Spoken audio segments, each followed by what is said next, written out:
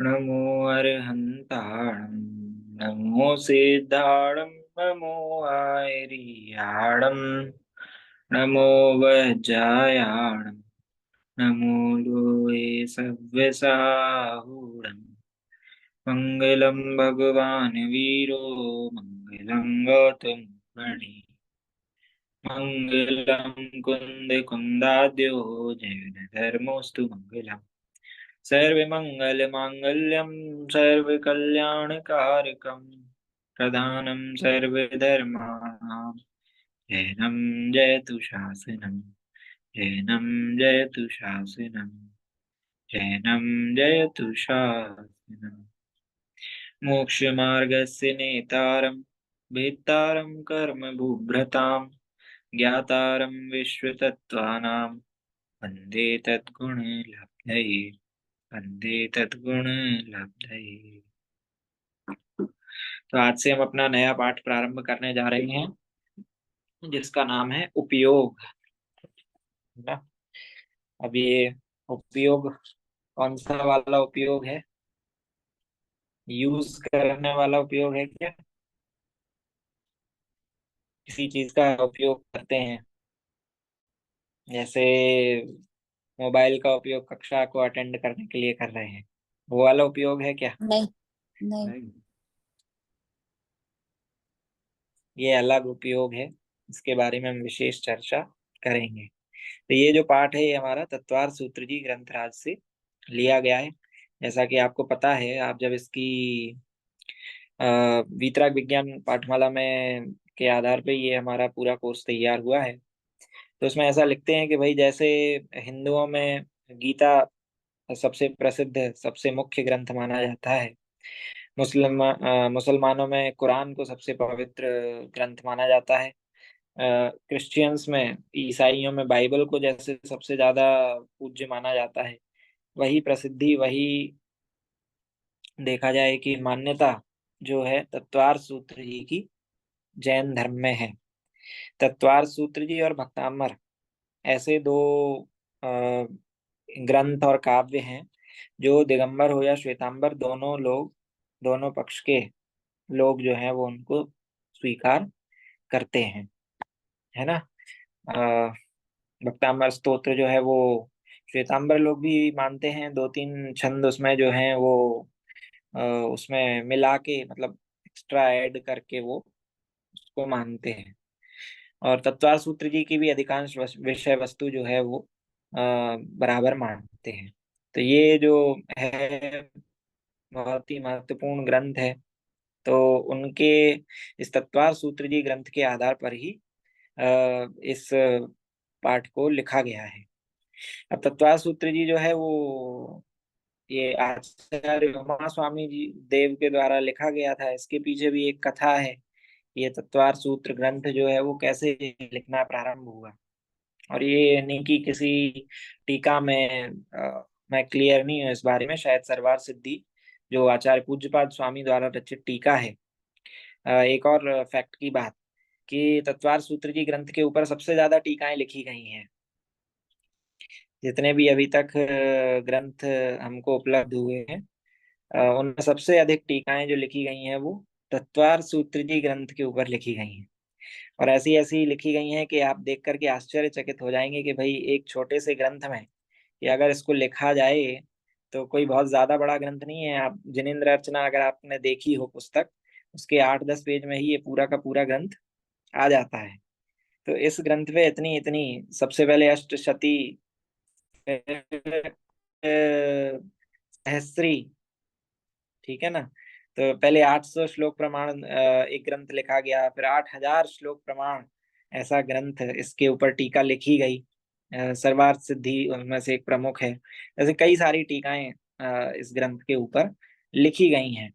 और कोई भी विद्वान या कोई भी आचार्य हैं, मुनिराज हैं, कोई भी हमारे विद्वान हैं, वो अगर लिखना चाहते हैं तो इस ग्रंथ के ऊपर एक टीका जरूर लिखना चाहते हैं। तो बहुत ही महत्वपूर्ण ग्रंथ है। क्यों है? ऐसा भी माना जाता है कि भाई एक बार इस तत्वार सूत्र जी ग्रंथ का आप पाठ करें, जितना पूजन करने में आपको पुण्य का बंध नहीं होता उससे अधिक पुण्य का बंध इस तत्वार सूत्र जी के संपूर्ण पाठ करने में होता है। बहुत ही महत्वपूर्ण ग्रंथ है कुल मिलाकर। तो क्यों है, उसके लिए पूरा का पूरा बहुत बड़े 2-3 व्याख्यान हैं घंटे घंटे भर के।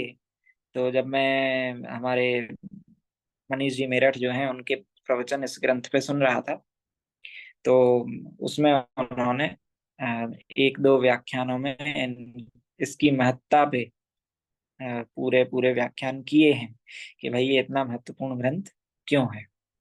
कई सारी चीजें भी हमको तत्वार सूत्र ने दी हैं, है ना। जैसे 12 भावनाओं का जो क्रम है ना, हम अनित्य, अशरण, संसार, एकत्व, अन्यत्व, अशुचि, आश्रव, संवर, निर्जरा, लोक, बोधि, दुर्लभ और धर्म, इस प्रकार बोलते हैं, है ना। ऐसे ही कषायों का भी, और हमारे जो 5 प्रकार के भाव होते हैं उनका भी हम एक क्रम, निश्चित क्रम में उनको बोलते हैं, है ना। 5 प्रकार के भाव आपको पता होंगे, औपशमिक, क्षयिक, क्षयोपशमिक, ठीक है, औदैहिक और पारिणामिक। तो इन सभी के पीछे क्रम जो है, थोड़ा पहले के आचार्यों ने अलग तरह का क्रम लिखा था, लेकिन जो आजकल ज्यादा पॉपुलर है, ज्यादा जिसको लोग मानते हैं, वो तत्वार सूत्र जी वाला क्रम ही आजकल ज्यादातर फॉलो होता है ना। आप देखेंगे समय सार जी में जो है वो 7 तत्वों को थोड़ा अलग क्रम में बताया गया है कि हम क्या बोलते हैं, जीव, अजीव, आश्रव, बंध, संवर, निर्जरा, मोक्ष, ऐसे बोलते हैं। इस 7 तत्वों का जो क्रम भी है वो तत्वार सूत्र जी के ही आधार पर इतना इस तरह से हम आज उसको याद रखते हैं। तो कई सारी चीजें हमको तत्वार सूत्र ने दी, कई सारे उसके महत्ता बताने वाले बिंदु हैं। मैं उन व्याख्यानों को आपके साथ शेयर कर दूंगा, तो आप उनमें से सुन सकते हैं समय निकाल कर, ठीक है। अभी भी हम चर्चा कर रहे थे कि भाई तत्वार सूत्र जी लिखा कैसे गया। छोटी सी ही कहानी है, बहुत बड़ी नहीं है। आचार्य श्री थे, आचार्य श्री उमा स्वामी जी, और एक बार वो आहार करने के लिए नगर में गए। अब नगर में होता है कि भाई कई सारे लोगों के घर होते हैं, तो जिस व्यक्ति के घर पे वो गए थे वो व्यक्ति घर पे नहीं था। वो जब घर पे गए उनके, उनको आहार दान हुआ, जो भी सारी चर्या हुई, उसके बाद वो बाहर निकल रहे थे, तो उन्होंने एक सूत्र वाक्य जो था वो उस व्यक्ति के घर के ऊपर लिखा देखा, है ना। पहले घर के बाहर लिखवा देते थे, शादियों के टाइम पे भी लिखवा दिया जाता था पहले घर के बाहर, इनके साथ इनकी शादी इस तारीख में, ये परिवार आपका स्वागत करता है। अब तो ये चीजें कम हो गई, अब नहीं इतनी दिखाई देती हैं, पहले ऐसा होता था। तो अब आजकल लोग लिखवाते हैं, तो इतना से सावधान, है ना। पहले स्वागतम इस प्रकार की भाषा होती थी। तो यही एक सूत्र वाक्य उस व्यक्ति के घर पे लिखा हुआ था, ठीक है। अच्छा, उस व्यक्ति का नाम भी बताया है, वैशाख, वैशाख ऐसा करके ये नाम इसी शायद तक सर्वार्थ सिद्धि ग्रंथ में आया है ना। तो उसके वहां पर गए और उन्होंने घर के बाहर वो सूत्र वाक्य लिखा देखा, उसमें लिखा था दर्शन ज्ञान चारित्राणि मोक्ष मार्ग है। क्या लिखा था? दर्शन ज्ञान चारित्राणि मोक्ष मार्ग है। अब ये सूत्र लिखा था। आचार्य श्री ने थोड़ा विचार किया, और फिर वहीं पे कोयला पड़ा था या कुछ पड़ा था, पत्थर पड़ा था, उससे उसके आगे, सूत्र के आगे उन्होंने क्या लिख दिया, सम्यक दर्शन ज्ञान चारित्राणि मोक्ष मार्ग, सम्यक लगा दिया। तो वो जो सूत्र था वो पूर्ण हो गया। अब ऐसा करके आचार्य श्री तो चले गए जंगल। अब वो व्यक्ति जब लौट के आया तो उसने देखा कि भाई ये क्या है, ये इसके आगे सम्यक किसने लगाया। उन्होंने पता किया कि भाई कौन था। पता चला कि भाई आचार्य आए थे और जाते जाते वो ये लिख के गए हैं। अब उसके अंदर में बहुत जिज्ञासा हुई कि भाई आचार्य ने ऐसा सम्यक ये शब्द क्यों यहाँ पे लगा है। तो फिर वो जाता है आचार्य श्री के पास, बहुत भक्ति भाव से वो आचार्य श्री से निवेदन करता है कि हे आचार्य, बताइए, मैंने सूत्र लिखा था दर्शन ज्ञान चारित्राणि मोक्ष मार्ग, और आपने उसके आगे सम्यक लगा दिया, तो इसके पीछे क्या तात्पर्य है। तो उसके पीछे फिर उन्होंने वो कारण बताया कि भाई दर्शन ज्ञान चारित्र तो सभी जीवों के अंदर पाए जाते हैं, है ना। तो भाई क्या मिथ्या दर्शन ज्ञान चारित्र से भी मोक्ष मार्ग हो जाएगा? तो इस अर्थ को इस अर्थ का निषेध करने के लिए कि भाई मिथ्या दर्शन ज्ञान चारित्र से मोक्ष मार्ग नहीं होता, सम्यक दर्शन ज्ञान चारित्राणी मोक्ष मार्ग है। सम्यक दर्शन, सम्यक ज्ञान और सम्यक चारित्र से मोक्ष मार्ग होता है। यही तीनों मिलाकर के मोक्ष मार्ग है। तो ये बताने के लिए सम्यक शब्द का प्रयोग किया गया है। तो बड़ा प्रसन्न हुआ। तो फिर वो आचार्य श्री से निवेदन करते कि इसको थोड़ा और बोलिए, बताइए वो सम्यक दर्शन कैसा होता है ना। वो पूरा फिर उसके बाद सातों तत्वों का निरूपण आप देखेंगे पूरे तत्वसूत्र जी ग्रंथ में आ गया है ना। उसका भी विवेचन दिया गया है कैसा कैसा। प्रथम 4 अध्यायों में, 4 या 6 अध्यायों में जीव तत्व का, फिर अजीव तत्व का, फिर आश्रव बंध, संवर, निर्जरा, मोक्ष, ऐसे सातों तत्वों का निरूपण जो है बहुत डिटेल में जो है वो इस तत्वार सूत्री ग्रंथ में आया है। ठीक है, अब हम जरा इसको पढ़ते हैं कि इसमें आचार्य श्री का क्या परिचय दिया गया है।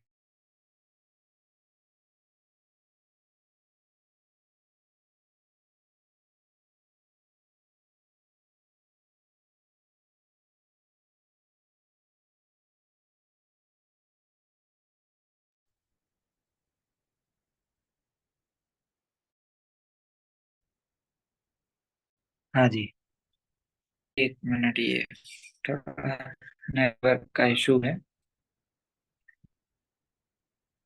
फिर से शेयर।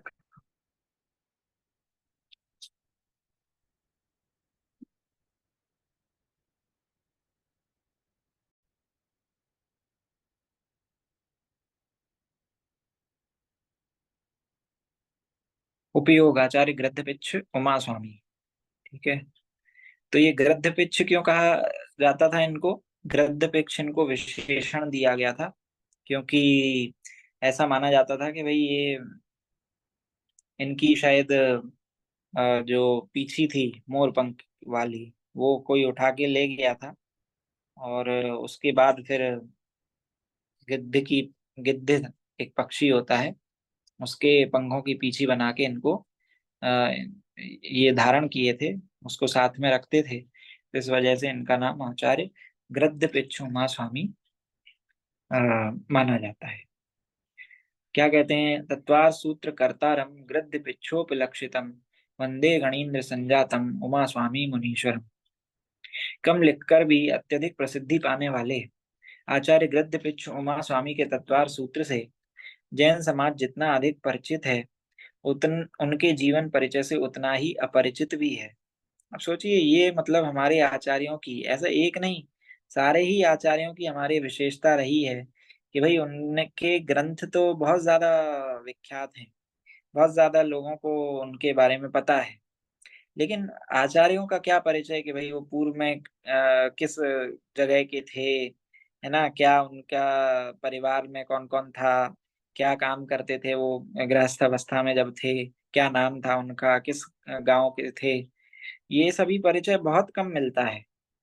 आचार्यों ने स्वयं से कभी भी अपना परिचय नहीं लिखा है ना।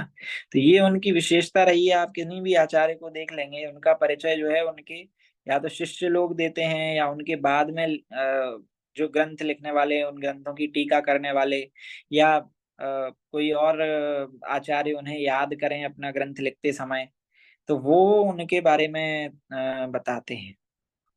तो मतलब इतना उनका मतलब कहा जाए, इसके लिए एक शब्द भी है कि भाई निरपेक्ष रूप से, कि भाई कोई मेरे को जाने, ऐसी उनकी बिल्कुल भी इच्छा नहीं रहती थी, है ना। और आचार्य अमृत चंद्र देव तो यहाँ तक लिखते हैं कि भाई स्वरूप गुप्त अमृत चंद्र का इस समय सार की आत्मख्याति टीका लिखने में कोई भी योगदान नहीं है।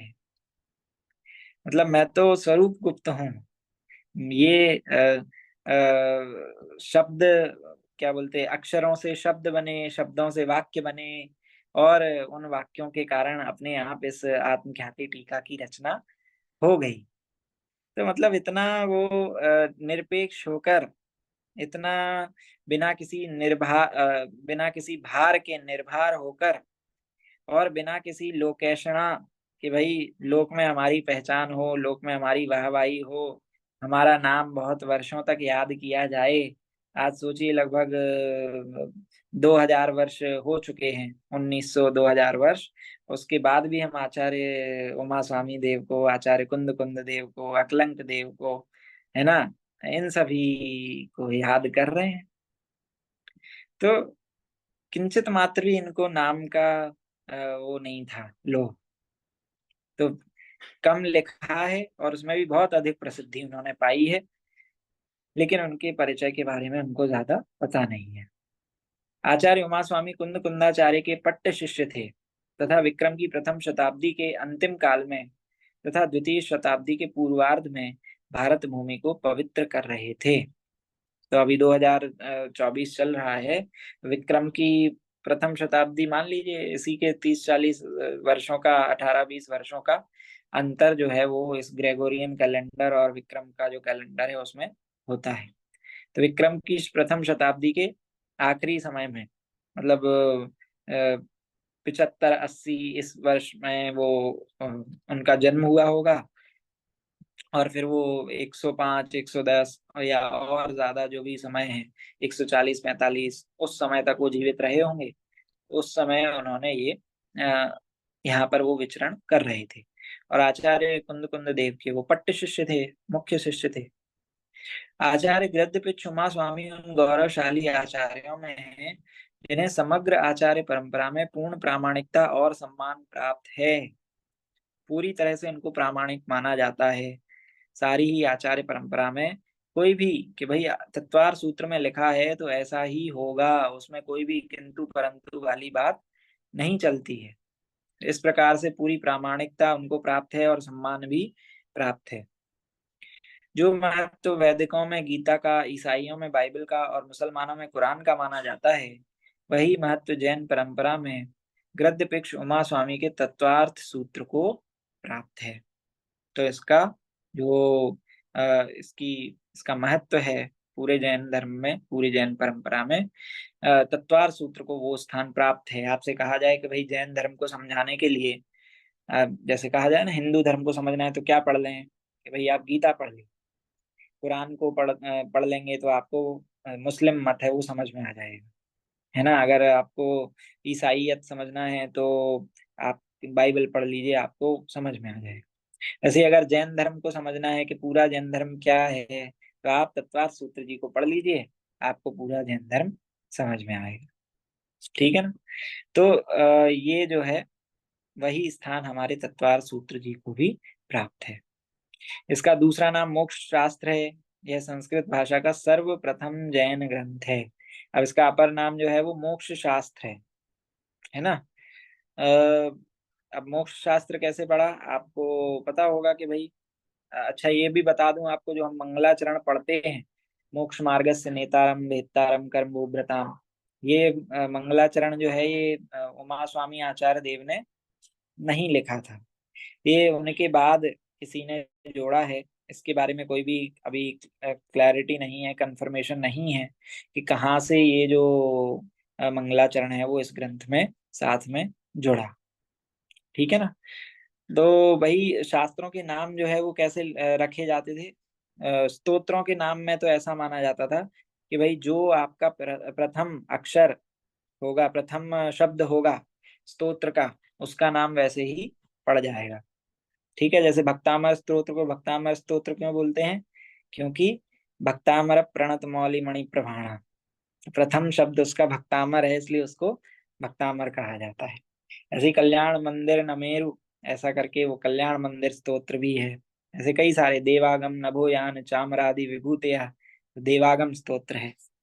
तो भाई ऐसे नाम पहले पढ़ जाते थे। अब चूंकि ये मोक्ष मार्ग का प्रकाश, मोक्ष के मार्ग के बारे में बता रहा है, इसलिए इसका नाम मोक्ष शास्त्र पड़ा। ठीक है। और तत्वार्थ सूत्र कहाँ से पड़ा, उसकी भी पूरी की पूरी कथा है कि भाई तत्वार्थ, सातों तत्वों का इसमें वर्णन आया है, तत्व और अर्थ। तो इस वजह से इसका नाम तत्वार्थ सूत्र भी पड़ा। अच्छा, और एक और बात, कि भाई ये संस्कृत भाषा का सर्वप्रथम जैन ग्रंथ है ना। आपको पता है, ये बातें थोड़ी इतिहास की हैं, जान लेनी चाहिए।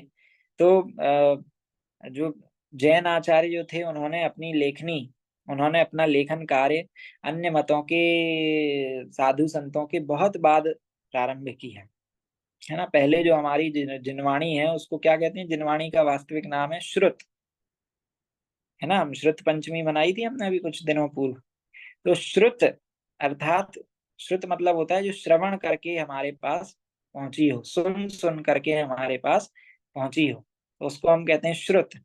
तो इस श्रुत परंपरा चली आ रही थी आचार्य धरसेन देव के पूर्व तक। मतलब एक जन से दूसरे जन तक ज्ञान कैसे ट्रांसफर होता था कि भाई मैंने आपको सिखाया, आपने वो पूरा स्मरण कर लिया, याद कर लिया, उसके बाद आप अपने शिष्यों को सिखा देंगे, फिर अब वो शिष्य अपने शिष्यों को सिखा देंगे। तो ऐसे जो जिनवाणी है वो सुन सुनकर आगे के जीवों के पास पहुंच रही थी, तो इसलिए इसको श्रुत कहा जाता था। ठीक है। लेकिन फिर वो वही हुआ, आचार्य दर्शन देव को ये विकल्प आया कि भाई कहाँ पहले गणधर देव थे, है ना। सबसे पहले तो महावीर भगवान थे, उनके बाद उनके गणधर हुए, फिर पांच जो है वो 14 अंग के पाठी, सॉरी 12 अंग, 14 पूर्व, उसके पूरे पाठी हमारे श्रुत केवली हुए, है ना। पांच श्रुत केवली हुए। उसके बाद धीरे धीरे क्या हुआ कि भाई धीरे धीरे करते करते वो ज्ञान जो है वो ह्रास को प्राप्त होने लगा, कम होने लगा। लोगों की जो स्मरण शक्ति थी वो उतनी नहीं रह गई, तो लोग भूलने लगे सभी बातों को, और ज्ञान भी जो है वो धीरे धीरे विलुप्त होने लगा। तो फिर धरसेन स्वामी को ऐसा विकल्प आया कि भाई आगे के समय में तो ये ज्ञान पूरी तरह से लुप्त हो जाएगा, इसलिए इसको हमें क्या करना चाहिए, इसको हमको लिपिबद्ध करना चाहिए, है ना। तो वहां से फिर सारी कथा आपको पता है कि लिपिबद्ध होना प्रारंभ हुआ। अच्छा, अब जैन आचार्य जो थे वो सामान्य जनों की भाषा में उन्होंने सबसे पहले लिखना प्रारंभ किया, है ना। अब सामान्य जनों की भाषा उस समय क्या थी, वो थी प्राकृत। संस्कृत जो थी उसको ब्राह्मणों की भाषा माना जाता था। किसकी भाषा? ब्राह्मणों की भाषा माना जाता, है ना। तो अब जैन जो मुनिराज थे, आचार्य देव थे, जिन्होंने लिखना प्रारंभ किया, उन्होंने मतलब सामान्य जनों के वो पास में रहें, जो वो लिख रहे हैं वो सामान्य जनों के आसानी से समझ में आ जाए, इस भावना के साथ उन्होंने प्राकृत ग्रंथों में, प्राकृत भाषा में अपने ग्रंथों को लिखना प्रारंभ किया। और आप देखते हैं कि भाई तत्वार सूत्र जी के पूर्व के जो भी ग्रंथ हैं, है ना, कुंद कुंद स्वामी के सारे परमागम जो है वो हमारे प्राकृत भाषा में है। उसके पहले हमारा जो सबसे प्रथम जो ग्रंथ है षट खंडागम, वो भी हमारा प्राकृत भाषा में ही है। और उसके ऊपर जो टीकाएं भी लिखी गई पहले पहले, वो सारी भी प्राकृत भाषा में ही हैं। तो कोई अगर आपसे पूछे कि भाई आपकी मातृभाषा क्या है, तो आप क्या उत्तर देंगे? क्या है आपकी मातृभाषा? हम तो हिंदी? हिंदी बोलते। क्या है? हिंदी। हमारी अरे प्राकृत। हमारी असली माता कौन है? हमारी असली माता तो जिनवाणी माता है। तो हमारी जिनवाणी की असली भाषा क्या है? हमारे जिनवाणी की असली भाषा तो प्राकृत भाषा है ना। तो कोई पूछे कि भाई आपकी मातृभाषा क्या है, क्या बोलेंगे कि हमारी मातृभाषा तो प्राकृत है ना। अभी अभी तो वो कोई समझेगा नहीं भैया जी, लेकिन प्राकृत। समझे नहीं समझे कोई बात नहीं, तो हम थोड़ा समझाने का प्रयास कर सकते हैं, है ना। तो अभी वो मान वोटिंग का चल रहा था ना, वोटिंग के लिए मतलब अभी व्हाट्सएप पे क्या है, मैसेजेस आ रहे थे, तो अपनी तो मैं भाषा प्राकृत लिख रहे प्रामाणिक नहीं मान रहा हूँ, वो तो जब आएगा, अभी होना है, इसके बारे में चर्चा चल रही है कि अब सेंसस फिर से कंडक्ट होगा, तो उसमें ये सब बातें अब होंगी, तब देखेंगे। लेकिन मान्यता में तो हम कम से कम अपने बच्चों को भी यही बताएं कि भैया हमारी वास्तविक जो भाषा है वो प्राकृत भाषा है ना। कई सारे विद्वानों का इस बात पे काफी जोर रहा है कि हमारे बच्चों को हम बहुत कुछ सिखाते हैं, फ्रेंच सिखा रहे हैं, जर्मन सिखा रहे हैं, है ना, और भी कई कई प्रकार की, चाइनीज मैंडरिन जो है वो सिखा रहे हैं, इंग्लिश के ऊपर तो पूरा जोर है ही है। लेकिन हम अपनी भाषा की तरफ भी थोड़ा ध्यान दें, है ना, उनको प्राकृत से जोड़ने का भी प्रयास करें, क्योंकि वही बात है, आपकी माता की भाषा है, हमारी जनवाणी माता उसकी भाषा है, आचार्यों की वाणी है। अगर हम सीधे उसको नहीं समझ पाए, उसके लिए हमको किसी ट्रांसलेटर की आवश्यकता पड़े, हम उसके बिल्कुल जो भाव उसका है वो कैसे पकड़ पाएंगे। जैसे कोई बच्चा बचपन में अपने माता पिता से बिछड़ गया हो, किसी और के साथ रहने लगा हो, उसकी भाषा भी बिल्कुल अलग हो गई हो। अब वो वापस कई सालों बाद, कई वर्षों बाद अपनी माता से मिले, और बात उसको अगर वो नहीं कर पाए, बात समझ नहीं पाए, तो ना वो अपनी सही से कह पाएगा, ना वो माँ क्या कह रही है उसकी बातों को समझ पाएगा। और बीच में उसको किसी ट्रांसलेटर की आवश्यकता पड़े, है ना, तो कितना लॉस्ट इन ट्रांसलेशन हो जाएगा, बहुत कुछ खो जाएगा।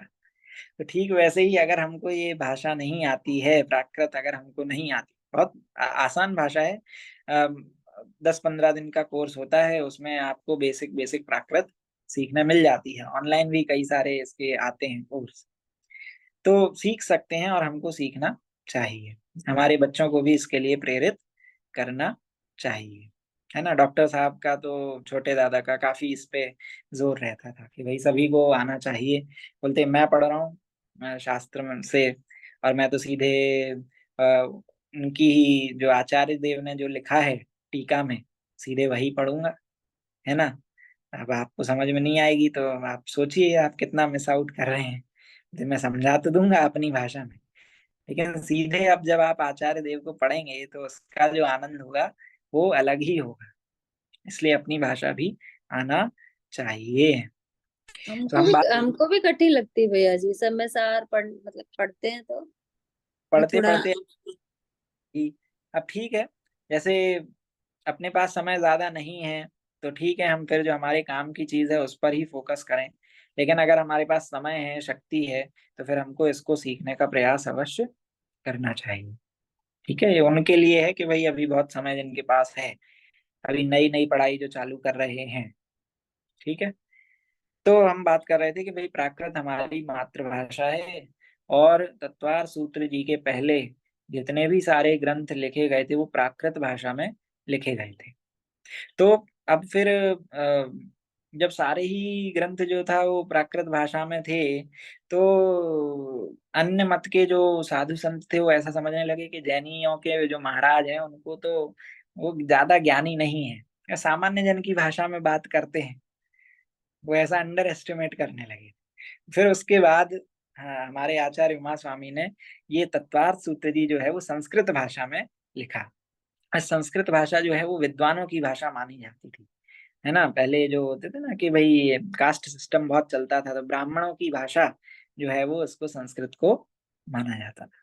तो ये संस्कृत का सर्वप्रथम जैन ग्रंथ जो है वो तत्पार सूत्र ही है। उसने इस बात का लोहा मनवा दिया कि भाई हाँ, जैन आचार्य जो है वो किसी भी भाषा में बिल्कुल मतलब अपनी संपूर्ण दक्षता के साथ, परफेक्शन के साथ लिख सकते हैं। ऐसा नहीं है कि उनको कुछ नहीं आता है। और भी फिर उसके बाद कई कई तरह के ग्रंथ लिखे गए। ठीक है, तो यह ग्रंथराज जैन समाज द्वारा संचालित सभी परीक्षा बोर्डों के पाठ्यक्रमों में निर्धारित है, और सारे भारतवर्ष के जैन विद्यालयों में पढ़ाया जाता है। प्रस्तुत अंश तत्वार सूत्र के आधार पर लिखा गया है। सभी परीक्षा बोर्डों में चलता है, जहां जहां जैन दर्शन पढ़ाया जाता है। इसकी टीकाएं हैं वो कई सारी यूनिवर्सिटीज में भी पढ़ाई जाती हैं, इतना डिटेल में उनमें वर्णन आया है। और यहाँ पे भी जो पाठ लिखा गया है वो हमारा इसी तत्वार सूत्र जी के आधार से लिखा गया है। चलिए अब पढ़ते हैं कि भाई ये उपयोग क्या होता है।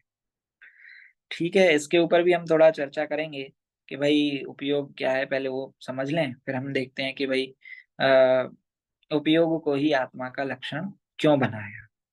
चलिए, आपको दिखाई दे रहा होगा, कोई कोई पढ़ सकते हैं तो पढ़ें। आप दोनों में से एक डायलॉग मैं पढ़ दूंगा, एक डायलॉग आप पढ़ें, या दोनों ही मैं पढ़ दूं, जैसा भी आप कहें।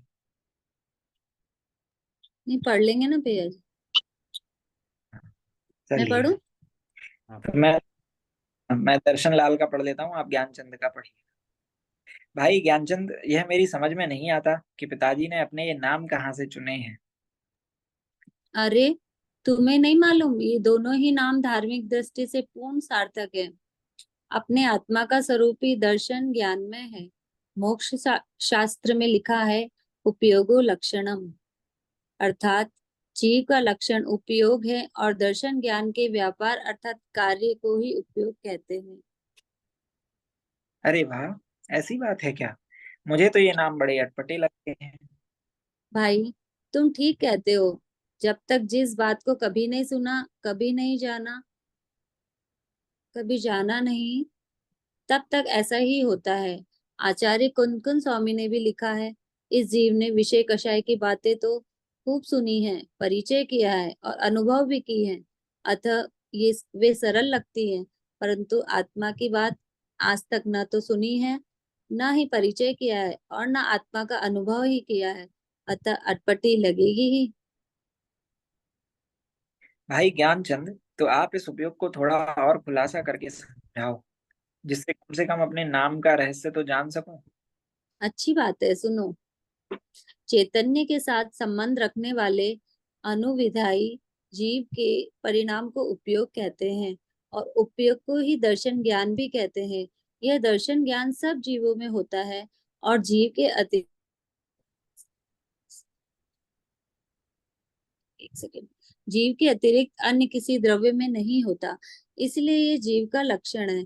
इससे ही जीव की पहचान होती है। इस उपयोग के मुख्य दो भेद हैं, दर्शनोपयोग और ज्ञानोपयोग।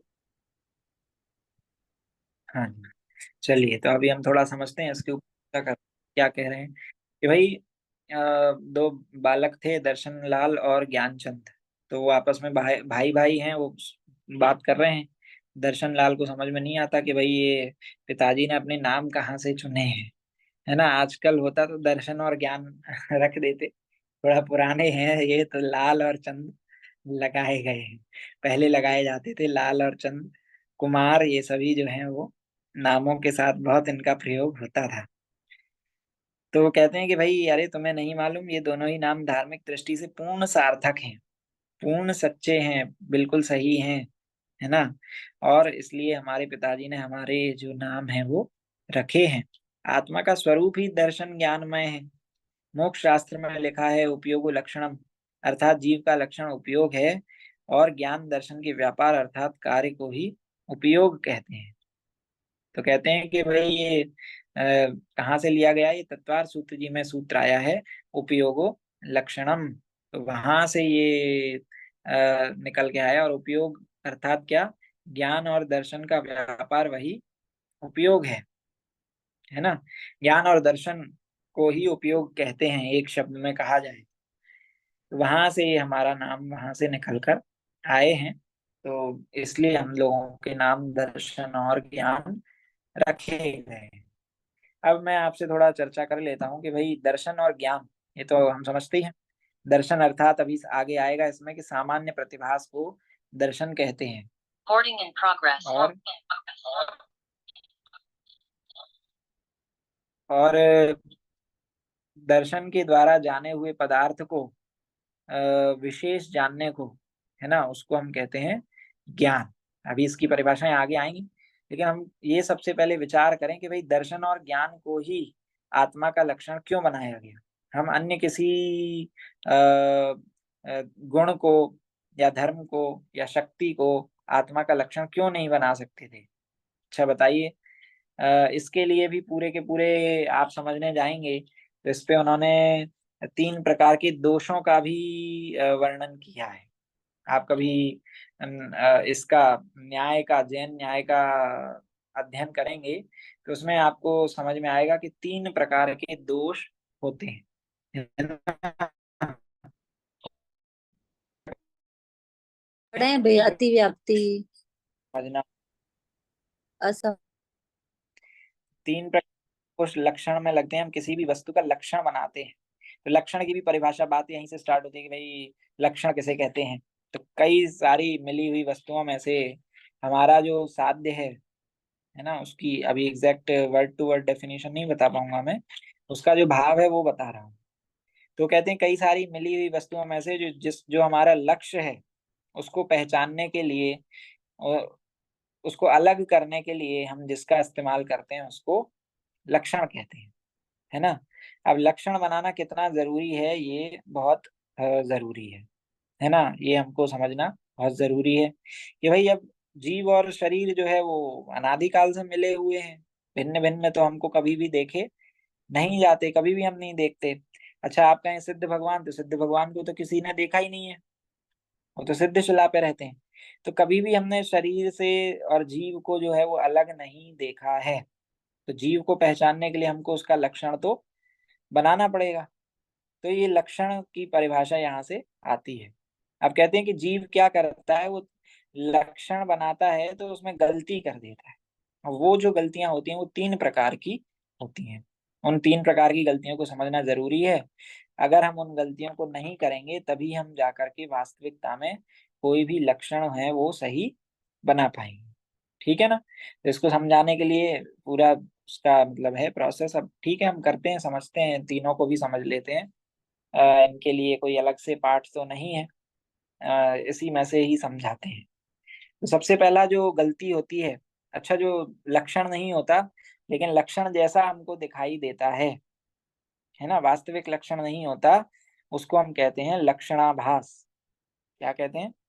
लक्षणाभास। लक्षण का आभास जैसा लगता है, वास्तविक लक्षण नहीं होता। तो तीन प्रकार के लक्षणाभास होते हैं। सबसे पहली होती है, उसको हम कहते हैं अव्याप्ति दोष। क्या कहते हैं? अव्याप्ति दोष। ठीक है। दूसरा होता है अतिव्याप्ति दोष। कौन सा होता है? अतिव्याप्ति। और तीसरा होता है असंभव दोष। कौन सा? असंभव दोष। ठीक है ना। चलिए तो अब हम थोड़ा इसका प्रयोग करते हैं। सबसे पहला है अव्याप्ति दोष। ठीक है ना। अभी यहाँ हम कहें कि भाई पुरुष का लक्षण क्या होता है, या पुरुष नहीं मानते हैं। अभी हम पशु का लक्षण मान लेते हैं, या मनुष्य का लक्षण मान लेते हैं कि भाई मनुष्य का लक्षण क्या होता है। तो मनुष्य का लक्षण हम कहें कि भाई मनुष्य का लक्षण जो है वो जो चश्मा पहने होता है वो मनुष्य होता है। जो चश्मा पहने होता है वो मनुष्य होता है। अब बताइए क्या ये मनुष्य को पहचानने का सही लक्षण है? नहीं है। क्यों नहीं है? कि जो चश्मा नहीं पहनेंगे फिर उनको किसमें गिनेंगे, वो क्या मनुष्य नहीं होंगे? तो ऐसा लक्षण जो लक्ष्य के एक देश में ही पाया जाए, है ना, आंशिक रूप में ही पाया जाए, पूरे लक्ष्य में व्याप्त नहीं हो, उसको हम कहते हैं अव्याप्ति दोष।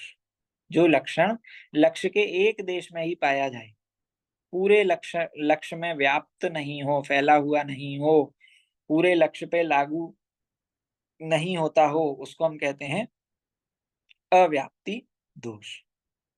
ठीक है ना। तो ये हो गया अव्याप्ति दोष। ठीक है। तो फिर अच्छा ठीक है, तो इंसान का लक्षण, मनुष्य का लक्षण हम बना लेते हैं कि भाई जिसके काले बाल हों, जिसके काले बाल हों वो मनुष्य कहलाएगा।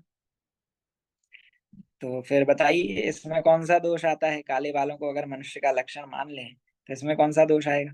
काले बाल तो जो है वो कई सारे गोरिल्ला जैसे जानवरों के भी पाए जाते हैं, भालू जैसे जानवरों के भी पाए जाते हैं। काले बाल को हम क्या मनुष्य का लक्षण बना सकते हैं? नहीं बना सकते। ये कौन सा दोष कहलाएगा? ये कहलाएगा अतिव्याप्ति दोष। अतिव्याप्ति दोष क्या मतलब है? कि जो लक्षण लक्ष्य के साथ साथ अलक्ष्य में भी पाया जाए उसको क्या कहेंगे? उसको अतिव्याप्ति दोष कहते हैं। ठीक है ना। कि जो लक्ष्य में तो पाया ही जा रहा है, काले बाल तो कई सारे मनुष्यों के होते ही हैं, लेकिन भालू में भी पाया जा रहा है, गोरिल्ला में भी पाया जा रहा है, रीछ में भी पाया जा रहा है। तो लक्ष्य के साथ साथ अलक्ष्य, उसमें भी ये लक्षण पाया जाता है, तो ये क्या कहलाएगा? ये कहलाएगा अतिव्याप्ति दोष। ठीक है ना। अब तीसरा आता है कि भाई अच्छा फिर तो आपने कहा कि भाई चश्मे वालों को भी नहीं मान सकते हैं, और काले बाल वालों को भी मनुष्य नहीं मान सकते हैं।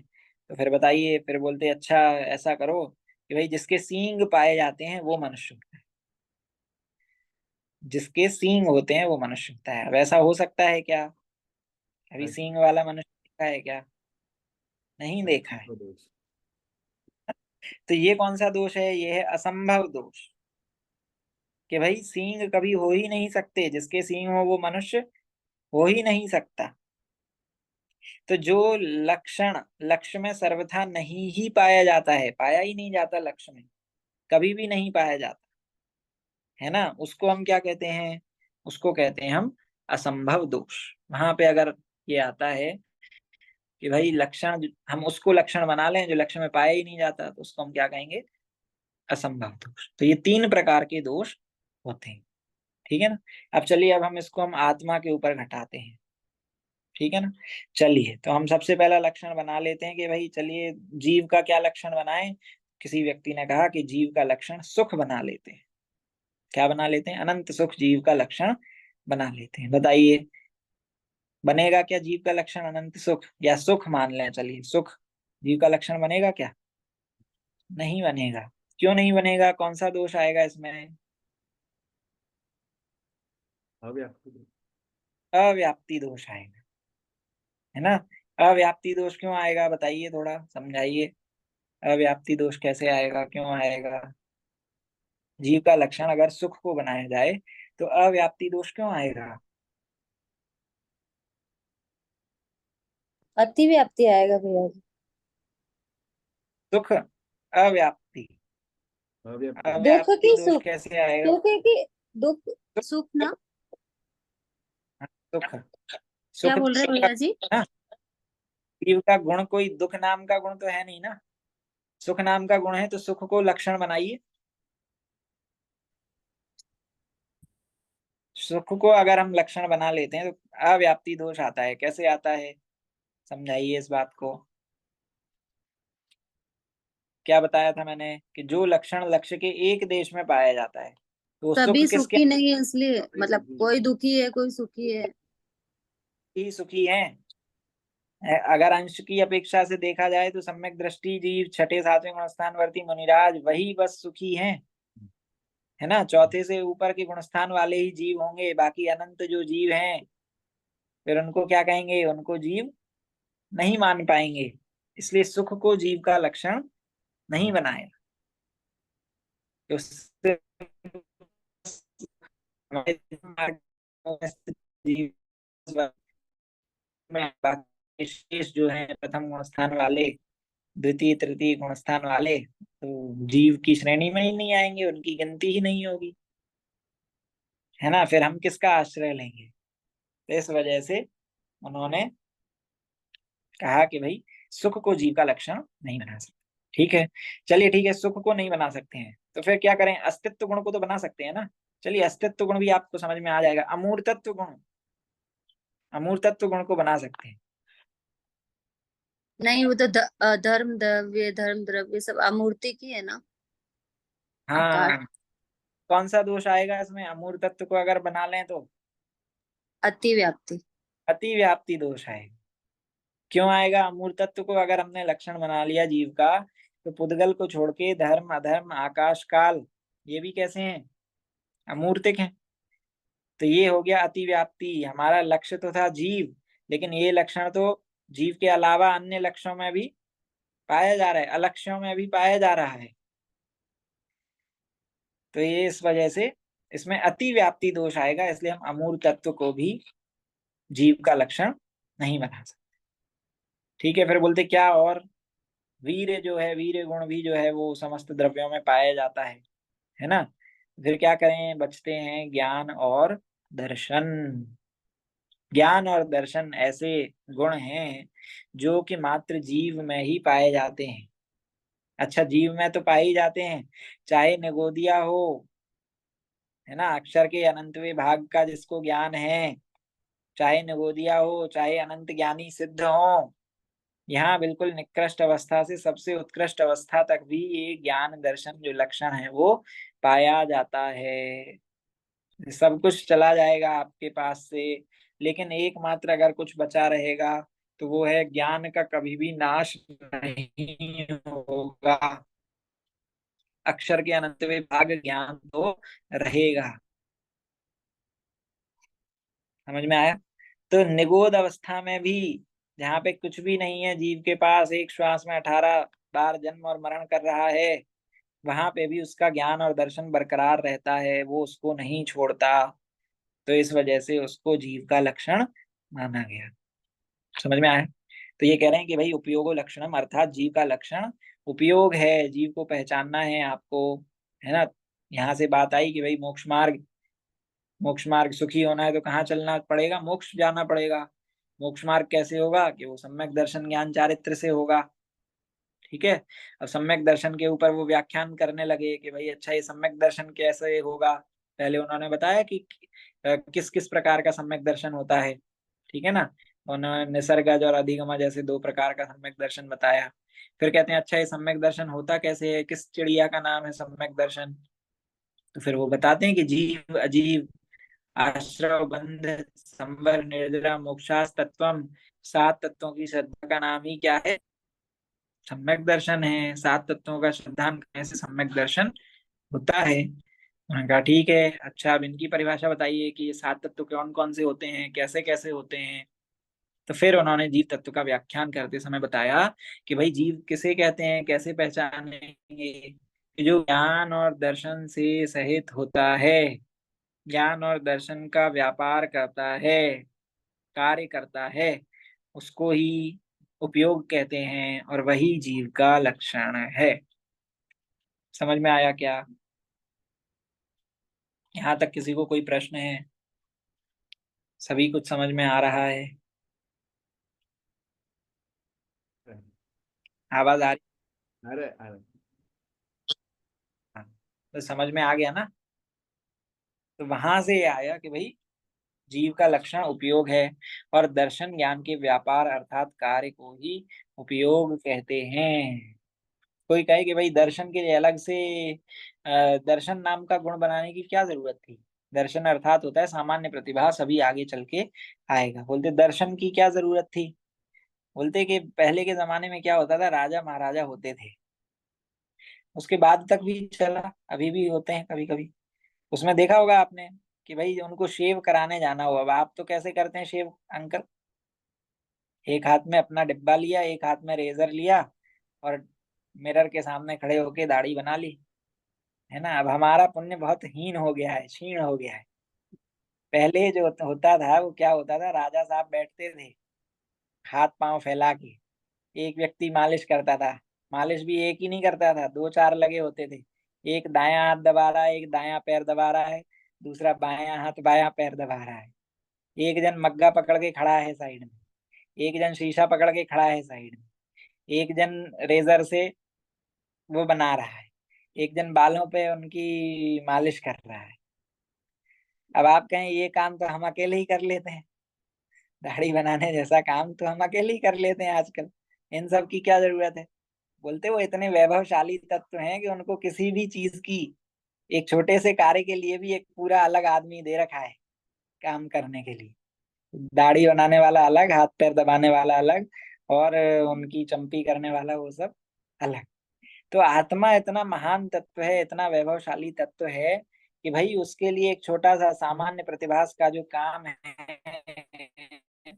उसको का गुण इसका है दर्शन। ऐसे काम आने वाला नहीं है कि भाई चल काम तो ज्ञान ज्ञान के साथ ही चलता था, बोलते नहीं। वो सामान्य प्रतिभास जो है उसके लिए एक अलग से गुण है, उसका नाम है दर्शन। ठीक है ना। तो इसलिए दर्शन और ज्ञान की जोड़ी जो है वो हमेशा साथ चलती है। ठीक है ना। तो वो कह रहे हैं कि भाई दर्शन और ज्ञान, अब इनके बारे में और आगे चर्चा करेंगे कि ये अभी इसमें ही वो कहता है कि भाई हमने तो पहली बार इनके बारे में सुना है, हमने तो सुना ही नहीं था। बोलते बिल्कुल सही थे, जब तक आपने नहीं सुना हो किसी चीज के बारे में तब तक आप उसके।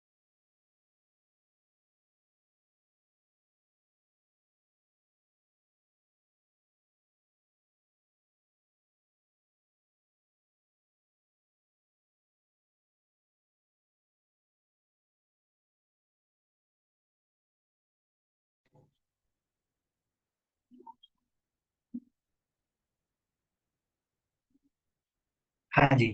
तो वो आगे उदाहरण देते हैं आचार्य कुंद कुंद देव का कि भाई इस जीव ने क्या किया है, अनादि काल से जीव ने विषय कषाय की बातें ही खूब सुनी है ना। ये जो मैंने आपको व्याख्यान भेजा था उसमें पूरे व्याख्यान में इसकी चर्चा हुई है।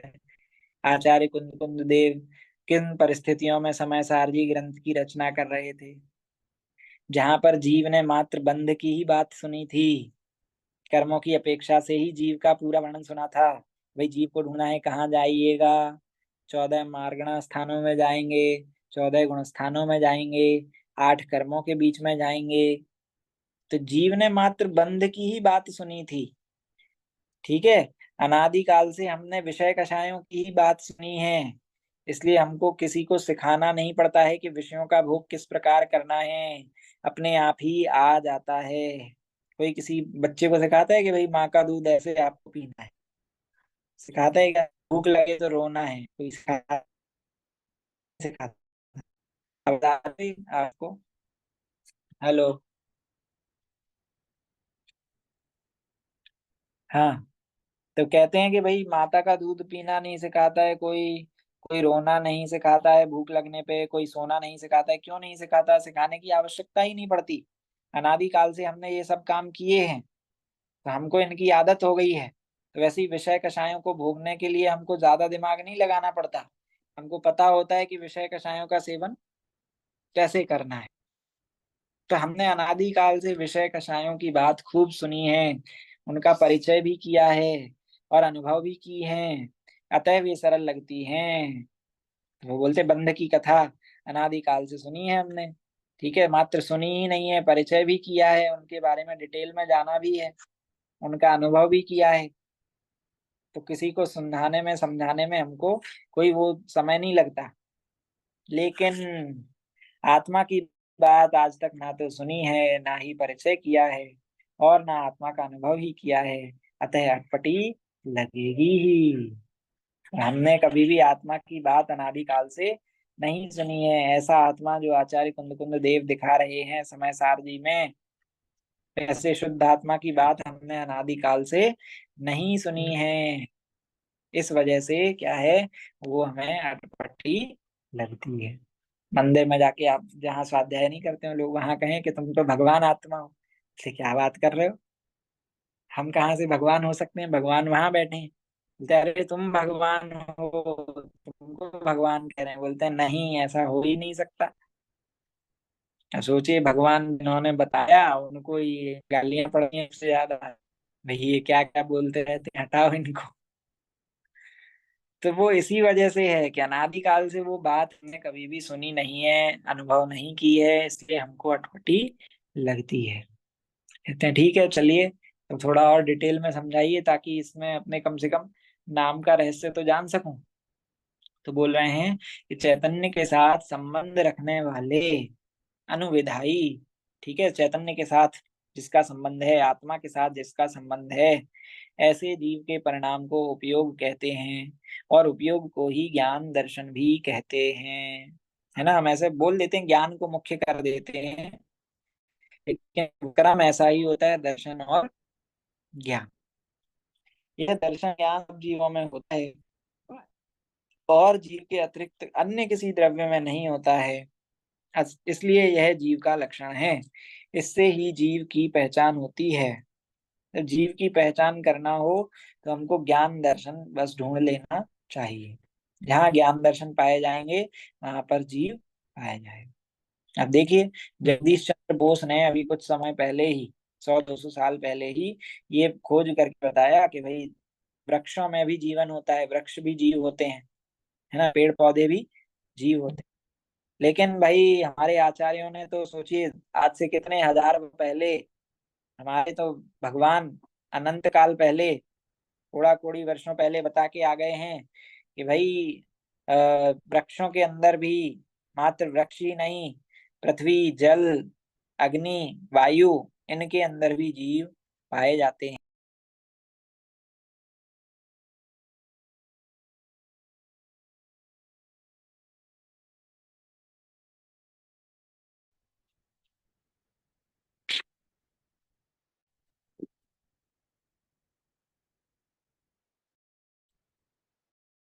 तो कहते हैं भाई हमारे आचार्य ने उससे कितने वर्ष पहले, हजारों लाखों करोड़ों वर्षों पहले ही बता दिया था कि भाई इन पेड़ पौधों में भी जीव पाए जाते हैं।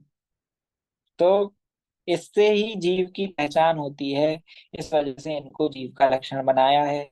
किसी और द्रव्य में ये पाए नहीं जाते हैं, समस्त जीव द्रव्य में पाए जाते हैं, इसलिए उपयोग ही जीव का लक्षण है। दर्शनोपयोग और ज्ञानोपयोग, इसके दो भेद हैं। अब इनके ऊपर हम शेष चर्चा अपनी अगली कक्षा में करेंगे। ठीक है, कोई आपके प्रश्न हो तो आप पूछ सकते हैं। बाकी वो जो हैं व्याख्यान, वो मैं आपके साथ शेयर। कोई प्रश्न है? चलिए, एक वो वर्ड आया था जिनवाणी ना स्तुति भैया, करते हैं। अनुदाई, अनुदाई ये कोई वर्ड आया था ना, कौन सा, उसका मीनिंग क्या था? पढ़ रहे थे ना, उसमें अनुदाई या क्या वर्ड आया था ना एक, वो उसका मीनिंग क्या होता है?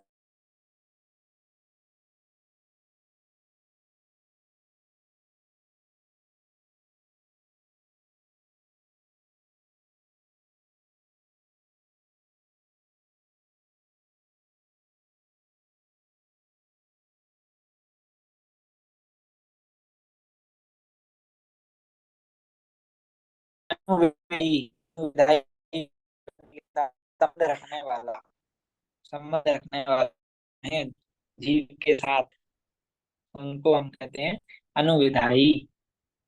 भैया आवाज नहीं हेलो। आई, हाँ एक बार वापस बताइए, आवाज ही नहीं आई। आता है संबंध रखने वाला, तो चैतन्य के साथ संबंध रख ले, संबंध रखने वाले को एक शब्द में कह दिया अनुविधायी। चैतन्य के अनुविधायी परिणाम को उपयोग कहते हैं, ऐसी परिभाषा है। ठीक है ना। अनुविधायी का अर्थ होता है संबंध रखने वाले, संबंध रखने वाले परिणाम को